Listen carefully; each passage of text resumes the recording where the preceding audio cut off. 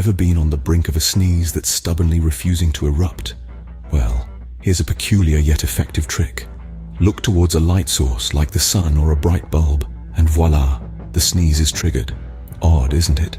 This quirky phenomenon is known as the photic sneeze reflex.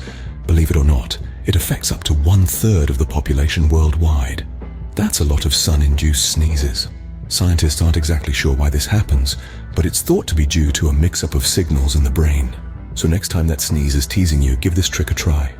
Remember, don't stare directly into the sun. Just a quick glance will do. Happy sneezing.